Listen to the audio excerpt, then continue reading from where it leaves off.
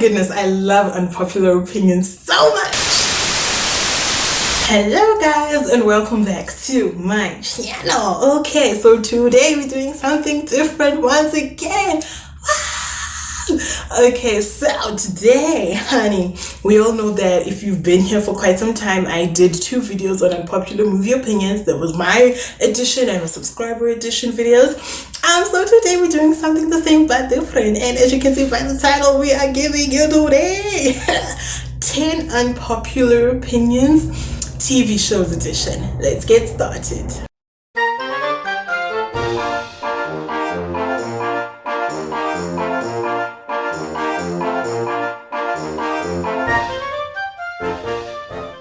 So PS, I am filming this the same day as I filmed my video for 10 classic movies that I have not watched. So if you want to go see me embarrassing myself by not watching certain shows, go check that video out if you haven't already. Okay, so let's start with number 10. Okay, so number 10 is why are The Simpsons still playing? Okay, I feel like The Simpsons have been playing since I was born, but before I was born, right? Right? Yeah, I think so if I remember correctly. So why are they still playing? I don't understand the hype around those shows. Yes, they predict the future. We've all seen those videos of The Simpsons predicting certain events that have happened. Okay, ooh, it's amazing. But I still don't understand why it's still playing. Why? Even if it's great, you need to know when to call it quits. Certain shows gotta end, like SpongeBob. I love myself some SpongeBob SquarePants, but why is it playing? It's been over 2 decades. Like, can it end? People need to know when to call it quits on certain shows, quit while you're still ahead. And honestly, The Simpsons have got to go. Number 9 is that I am so over musical episodes. If a show is not a musical, why are we singing in certain episodes? I don't get it. Like Riverdale. Why does Riverdale have musical episodes? I just don't get it. Like shows like Glee.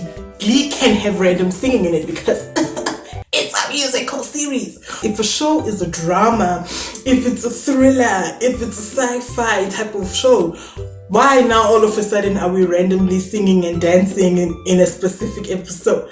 I don't get it. Musical episodes have got to go. They have no business in certain shows. So number 8 is that the ending for How I Met Your Mother was so underwhelming and predictable.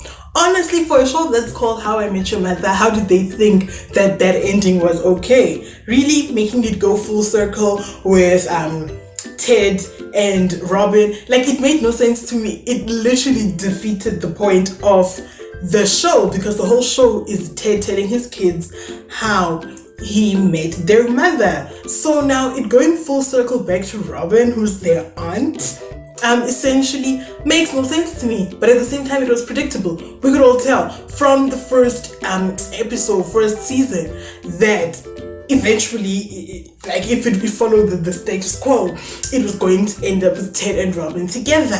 It then took 10 seasons? How many seasons does the show have? But it was so underwhelming and so predictable, and it just defeated the title of the show. It just made me mad, honestly. Okay, number 7 is that young Sheldon should not be a thing. Okay, I know so many people that actually like that show, and I'm just I don't find it funny. And I was so excited for it because I absolutely love Sheldon, and I was so sad when the Big Bang Theory came to an end. I was like, no, Sheldon. And then the show came and I was just like, there's a disconnection between the Big Bang Theory Sheldon and this Sheldon and young Sheldon.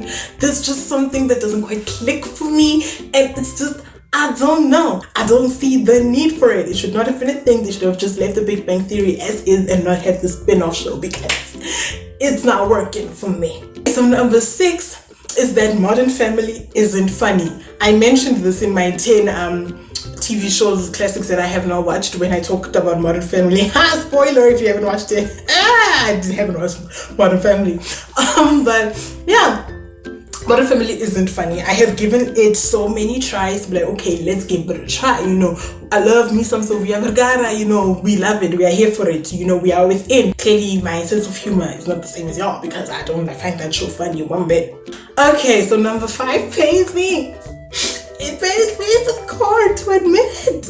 And that is Glee should have ended in season 3, and the characters in season 6 were totally unnecessary. Okay, so Glee season 3, spoiler alert if you haven't watched it, okay, the majority of the main cast graduates, right? We have some of them left behind, like Blaine and Artie and Brittany and Sam and Tina.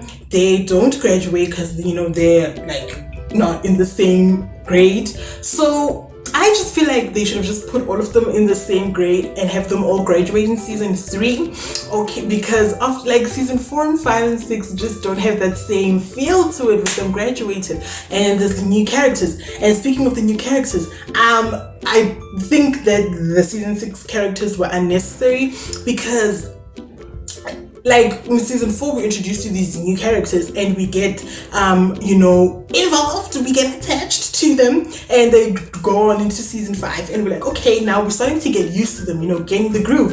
And then as we be like, okay, we like these characters, boom, they all leave, and except for Kitty, and now we're introduced to this whole new group of kids in season 6, and they're only there for 13 episodes. Now we didn't have that much time to, like, you know, build that bond with the new characters, because as we just starting to get the, you know, get the ball rolling, get the feel of the new characters in season 6, the series ends. It should have ended in season 3, or if it carried on to season 6, then it should have just carried on the season 4 new characters onto season 6 and until the end, and there was no need for season 6 characters. Number 4, we're taking it back to Disney. Hey, let's go to Disney. And that is Raven's Home was unnecessary.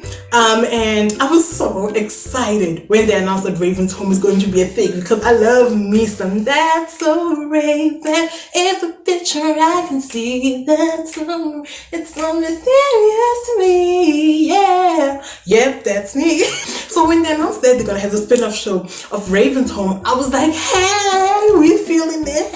Hey, Raven, hey. And then the show came, and season 1 was not too bad. You know, I watched season 1. I liked season 1. You know, good to see Chelsea and stuff. You know, it was cute. And then I feel like it just kind of sort of like just slowly just went downhill and crashed and burned. I just think that if season 1 was going to be like the best season, in my opinion, then they should have just never done the show as a whole. Because now we don't even get like the characters from That's So Raven, you know, like Eddie, but we don't know. We're not gonna get into that because we all know what did happen to Eddie after he left Disney. Ooh, Orlando Brown. Corey in the house. Yeah, Corey and Raven's parents and all of that, they don't even make an appearance in this series. So it's just like, now it's just Raven and Chelsea, and now number 3, oh my gosh, if my friends see this, they're so gonna come for me, guys. Number 3 is that regular show is boring. I have given that show so many tries. I have tried watching it so many times, and it's just boring. I can't. I don't understand why my friends like this show so much. Please tell me. It's the same as, what's that show called? Is it Ricky and Morty? Is it Ricky and Morty? Yeah. Oh my goodness. Everybody's obsessed with Ricky and Morty, and I don't understand why. I just don't understand the hype around that show either. So, number 2, I feel like this is the last time I mentioned this show on my channel before it gets boring. I feel like, you know, this is the last nail on the coffin. And that is Game of Thrones is not great. I have said this quite a few times on this channel, and I feel like this is the last time I'm gonna say it, okay? But girl, hunty, boo boo, I don't get why y'all like this show so much, but y'all do you. I just don't think it's that great. I don't think it was worthy of the hype that it got, but that's just my opinion. If y'all like it so much, go ahead on, hunties, go ahead on. We've reached the end, and number 1 is that Olivia and Fitzgerald's relationship and scandal, if y'all don't know the show I'm talking about, is toxic. It is the epitome of toxicity. And I'm not gonna lie, I was here for it, you know. Minus the fact that, you know, Fitzgerald was kind of sort of cheating on his wife, and he's like the president and should be like an example, you know. But season 1, I was here for it, you know. It was kind of like, hey, Olivia and Fitz, hey.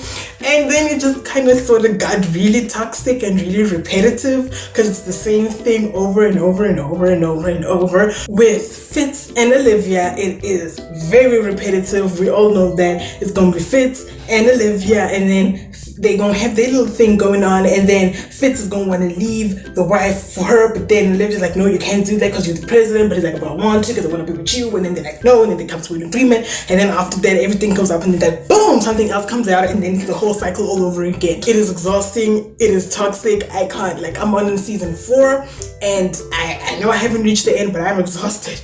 Oh my gosh, those two are exhausting, and they're so toxic. They're almost as toxic as Tessa and Harden, but that is a topic for another day. Wow, this video was actually quite exhausting. So on that note, don't forget to subscribe, leave a like, leave a comment, switch on post notifications, all that amazing stuff, people. Alright, until next time, stay put and stay cute. Bye.